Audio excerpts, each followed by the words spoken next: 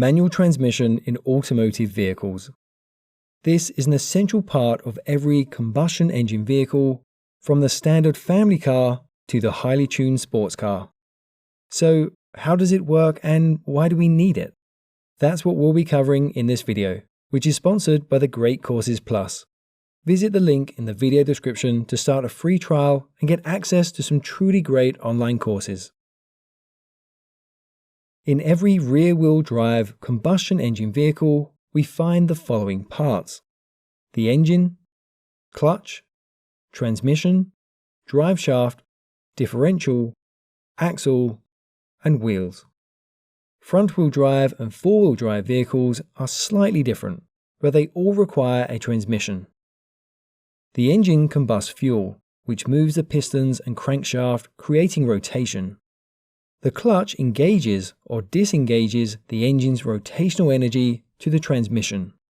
The transmission contains a number of gears, which transfer the power of the engine towards the wheels and enables us to change the speed and the torque of the vehicle.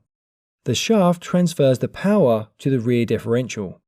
The rear differential distributes this power to the wheels, causing them to rotate and propel the car along. Manual transmission requires the driver to know exactly when to change gear, which gear to change to, and also operate the clutch pedal to disengage and then re-engage the engine. We can also get automatic transmission vehicles, which will automatically do all of this for us.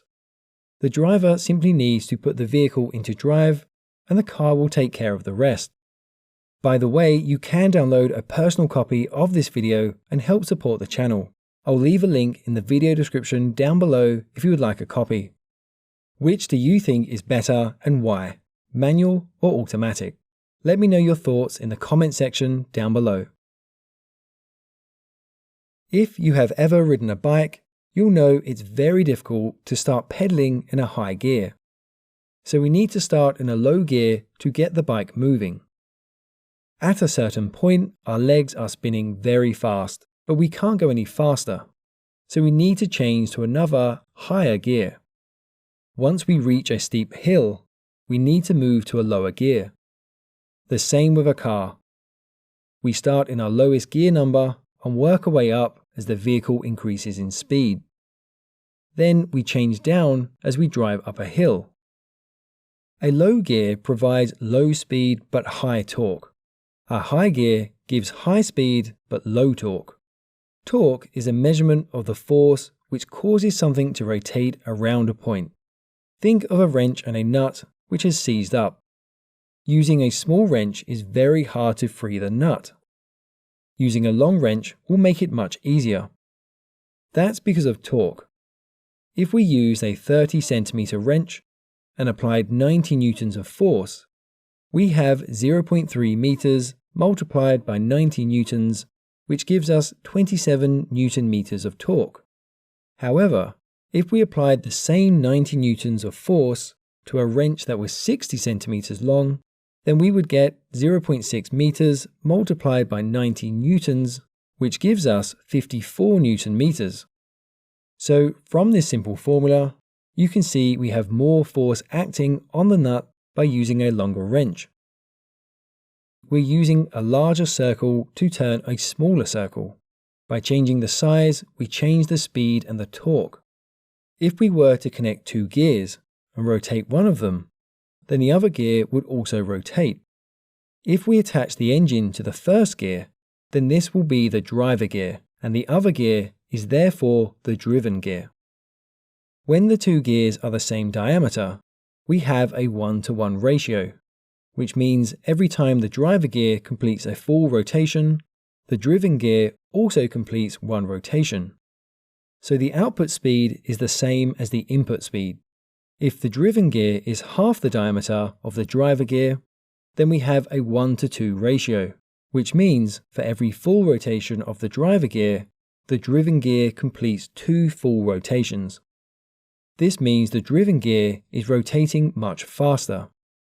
If the driven gear is twice the diameter of the driver gear, then we have a 2-to-1 ratio, which means for every 1 full rotation of the driver gear, the driven gear rotates only half a turn. So we need the driver gear to rotate twice to complete a full rotation of the driven gear. Notice that the driven gear rotates the opposite way. This is basically a reverse gear. In order to make the output rotate in the same direction as the input, we need to insert another gear which creates something known as a gear train.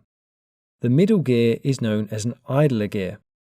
We could add many gears side by side to change the speed and also the output direction, but this will take up a lot of room. So instead, we can mount gears to the same axis and create a compound gear train. This will do the same job, but it will take up far less space. We'll look at how to calculate gear speeds, ratios, and sizes towards the end of the video. First of all, we have the main housing. This will protect all the internal components and hold them in place. Looking inside, we have the input shaft, the output shaft, and a counter shaft. A number of gears are fixed to the counter shaft. These will therefore all rotate together. On the input shaft, we also have a gear which is in constant mesh with the counter shaft. The gear teeth are at an angle, which is known as a helical cut. These gear teeth gradually engage on multiple teeth, from one side to the other. This distributes the stress on the gears and makes the gear mesh much quieter than a straight cut spur gear. At the other end of the input shaft is the clutch. This will connect to the engine and force the input shaft to rotate. Anytime the clutch is engaged with the engine, it causes the input and counter shaft to rotate. There are also a number of different size gears on the output shaft. These are also in constant mesh with the gears on the counter shaft, and so when the counter shaft rotates, so will the output gears. However, notice that the output shaft does not rotate with the output gears. That's because each output gear sits on a needle bearing. This allows the gear to rotate independently from the shaft. If we look at the output shaft, we see there are a number of spline sections. These are grooves which are cut into the metal. A synchronizer hub fits over the splines. The splines will lock the hub in place so that it will rotate with the shaft. Another component called the synchronizer sleeve will fit over the hub.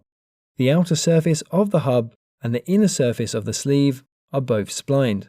This interlocks the two components. The sleeve can move forwards and backwards on the hub. When the output shaft rotates, so will the hub and the sleeve, but not the output gears. Attached to the channel, on the outside of each of the sleeves, is a shift fork and a shift rod. The rod connects to the gear shifter. The gear shifter moves the rod backwards and forwards, which therefore also moves the fork and sleeve backwards and forwards. On each of the output gears, we find some additional straight cut teeth. These teeth will align with the spline teeth inside the sleeve. When the gear is selected, the teeth inside the sleeve align and interlock with the straight cut teeth on the gear. The gear will now be interlocked with the sleeve and the output shaft. So, when the input shaft rotates, this rotates the counter shaft, which rotates the output gear, and this now rotates the output shaft. When the gear is disengaged, the sleeve returns to its default position, allowing the output gear and the sleeve to rotate independently from each other. The problem we face is that the output shaft and the sleeve are rotating at different speeds to the output gear. So, when we engage the sleeve, the teeth are going to collide and grind. To overcome this, we use a synchronizer blocker ring. It's called this because it will prevent or block the gear from changing until the sleeve and the gear speed are synchronized. The inner edge of the blocker ring is angled and matches the cone on the gear. This allows the blocker ring to easily slide on and off of the gear. We also have some small struts which are inserted into the slots of the hub. These are held in place by a radial spring, which pushes them outwards. The sleeve sits over the struts and the hub. A ridge on top of the strut interlocks with the sleeve. The sleeve will move the struts back and forth. There are also some slots cut into the blocker ring. These will align with the struts. The slots are wider than the strut, which allows the blocker ring to rock back and forth a small amount. The blocker ring rotates with the hub and the sleeve. When a gear is selected, the sleeve moves towards the gear. This pushes the strut against the blocker ring. The blocker ring rubs against the cone of the gear, causing the blocker ring to rotate until it hits the limit of the slot.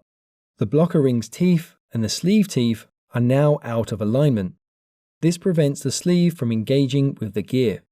As the blocker ring continues to be pushed against the gear cone, the friction generated between the two causes them to synchronize speed and rotate together.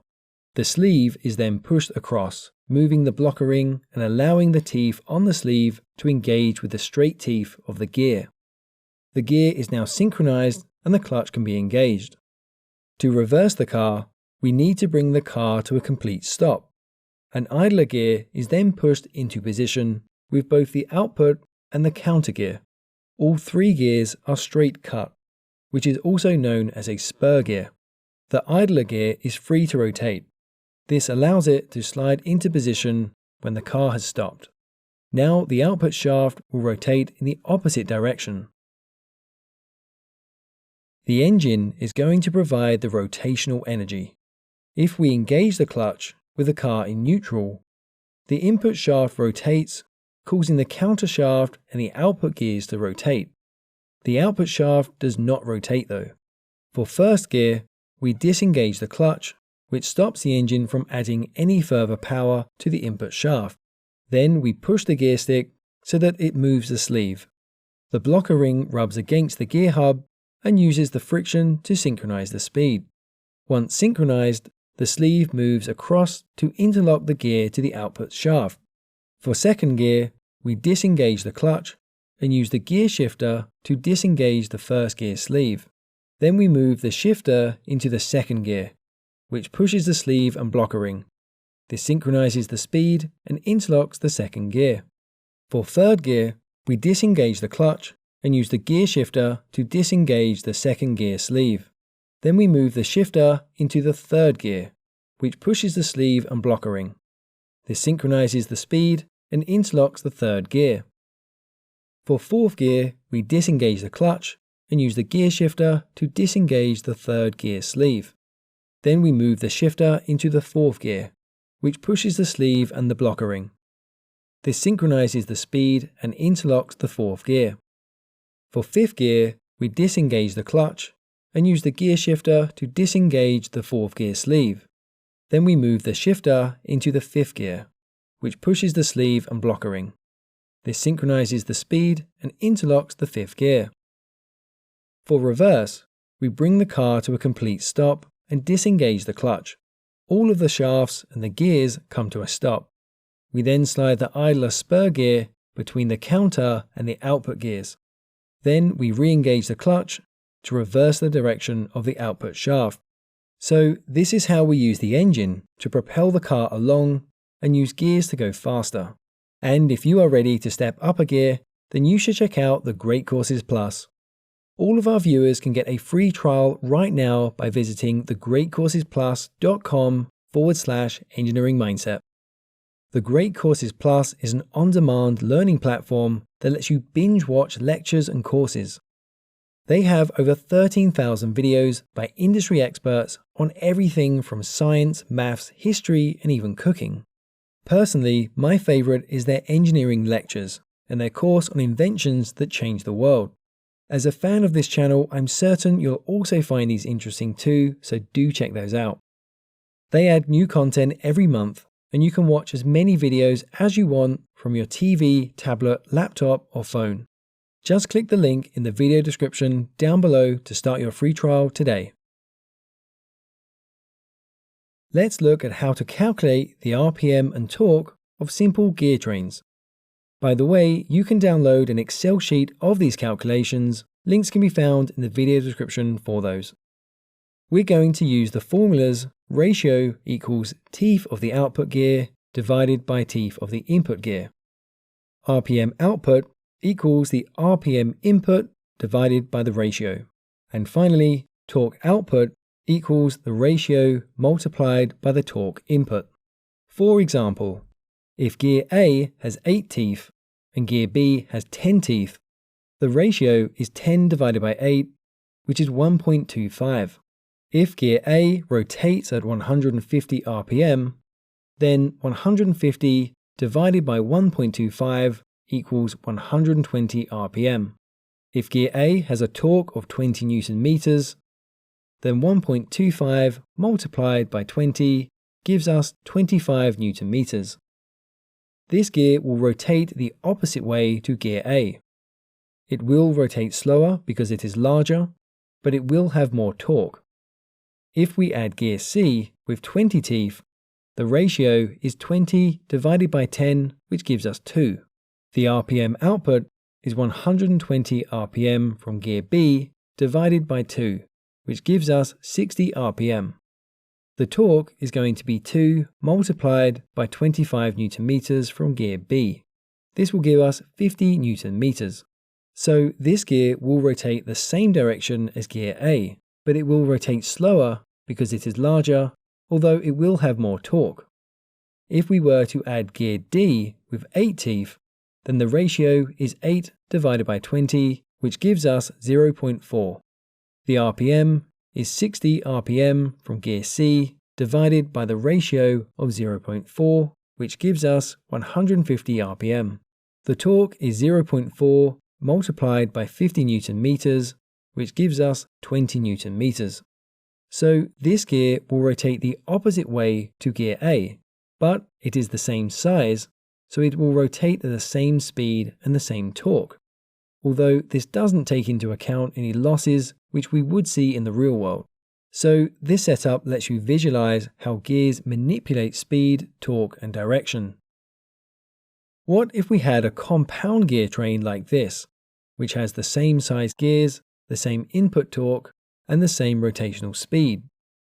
Again, links in the video description for the Excel sheet calculator for this. So with this setup, we have 4 gears, A, B, C, and D, but B and C are compound. If gear A has 8 teeth and gear B has 10 teeth, then the ratio is 10 divided by 8, which is 1.25. Gear A rotates at 150 RPM, so gear B is 150 RPM divided by 1.25, which gives us 120 RPM. Gear A has a torque of 20 Newton meters, so gear B is 1.25 multiplied by 20 Newton meters, which is 25 Newton meters. So this gear rotates the opposite way to gear A. It will rotate slower because it is larger, but it has more torque. If gear C has 20 teeth, then the ratio is 20 divided by 10, which is 2. The RPM is going to be the same as B, which is 120 RPM, because these two gears are compound and share the same shaft. The torque is also going to be the same as B, so it's 25 Newton meters. This gear also rotates the opposite direction to gear A. It will rotate slower than gear A because of the size of gear B, and it will also have less torque than gear A, again because of gear B. If gear D has 8 teeth, then the ratio is 8 divided by 20, which is 0.4. The RPM is 120 RPM from gear C divided by 0.4, which is 300 RPM. The torque is 0.4 multiplied by 25 Newton meters from gear C, which equals 10 Newton meters. So this gear rotates the same direction as gear A. It rotates faster, but with less torque. So we need to consider the application of the gearbox, how many gears are connected, and what torque and speed we require. Okay, that's it for this video, but to continue learning about mechanical and automotive engineering, check out one of the videos on screen now, and I'll catch you there for the next lesson. Don't forget to follow us on Facebook, Twitter, Instagram, LinkedIn, as well as theengineeringmindset.com.